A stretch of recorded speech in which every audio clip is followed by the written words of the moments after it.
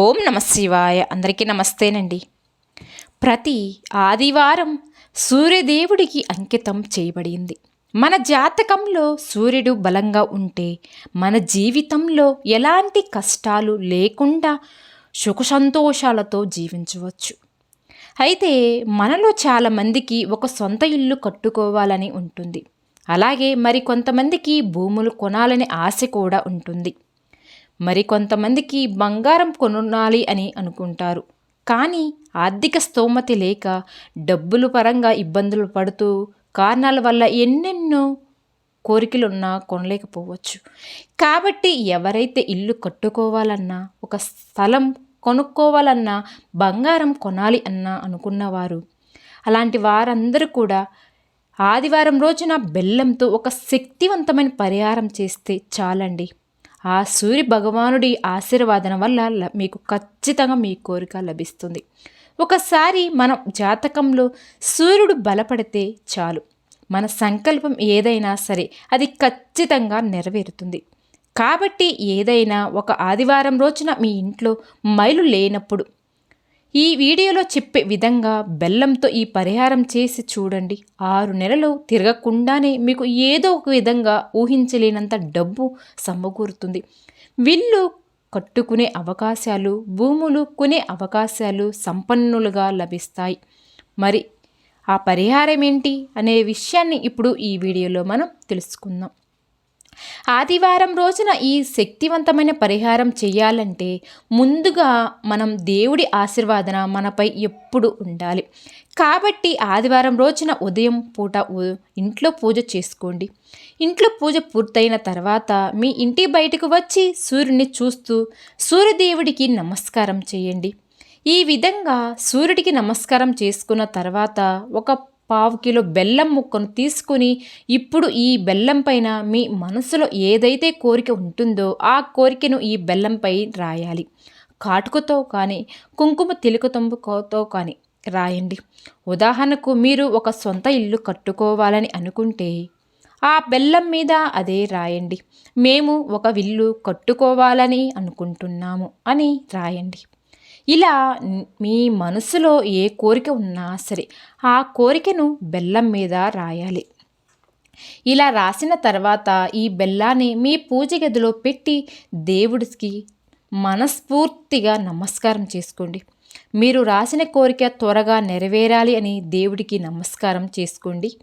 తర్వాత మీ పూజ గదిలో ఉన్న ఈ బెల్లం ముక్కను తీసి ఏదైనా చెట్టు దగ్గర ఒక గొయ్యి తీసి అందులో ఈ బెల్లం ముక్కను పాతిపెట్టండి. ఈ విధంగా బెల్లం ముక్కను పాతిపెట్టిన తర్వాత వెనక్కి తిరిగి చూడకుండా రావాలి. ఇంటికి వచ్చేయండి. మీ ఇంటి దగ్గర చెట్టు లేకపోతే మీ ఇంట్లో పూల కుండీలు ఉంటాయి కదా, అక్కడ కూడా బెల్లం ముక్కను పాతిపెట్టవచ్చు. ఏదైనా ఒక ఆదివారం రోజున ఈ విధంగా బెల్లంతో పరిహారం చేస్తే చాలు, మీరు అనుకున్న కోరిక ఖచ్చితంగా నెరవేరుతుంది అని వేద పండితులు చెప్తున్నారు. దీని వెనక ఒక శాస్త్రీయ కారణం కూడా ఉంది.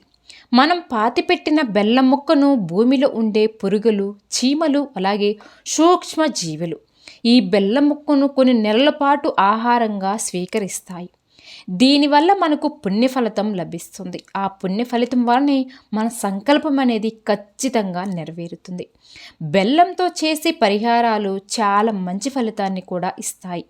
అలాగే మీరు ఇంట్లో పూజలు చేసేటప్పుడు కూడా దేవుడికి నైవేద్యంగా ఒక బెల్లం ముక్కను నివేదిస్తే చాలు, మీరు చేసే పూజకు రెట్టింపు పుణ్య ఫలితం అనేది మీకు ఖచ్చితంగా లభిస్తుంది.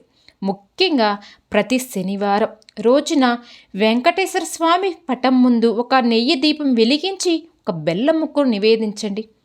ఆ వెంకట కృప మీ ఇంటిపై ఖచ్చితంగా వెళ్ళవేళలా ఉంటుంది. అష్టైశ్వర్యాలు మీ ఇంటికి వరిస్తాయి.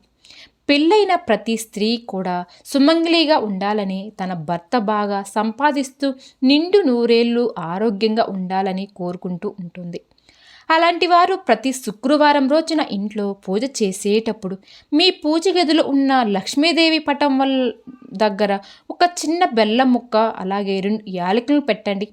ప్రతి శుక్రవారం ఇలా చేయడం వలన మీ ఇంటికి లక్ష్మీ కటాక్షం ఖచ్చితంగా లభిస్తుంది.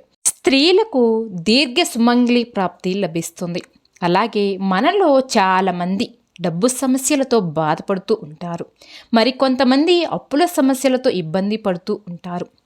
అలాంటి వారు ఒక ఎర్రని వస్త్రం తీసుకొని అందులో ఒక చిన్న బెల్లం ముక్క, అలాగే ₹1 బిళ్ళను వేసి మూటలాగా కట్టండి. ఈ మూటని మీ పూజ గదిలో ఉంచి పూజ చేయండి. పూజ చేసిన తర్వాత ఈ మూటను తీసుకువెళ్ళి మీ బీరువాలో పెట్టుకోండి. ఇలా చేస్తే మీ ఇంట్లోకి విపరీతంగా డబ్బు వస్తుంది. లక్ష్మీ అనుగ్రహంతో ఇక మీ జీవితం డబ్బు సమస్యలే ఉండవు.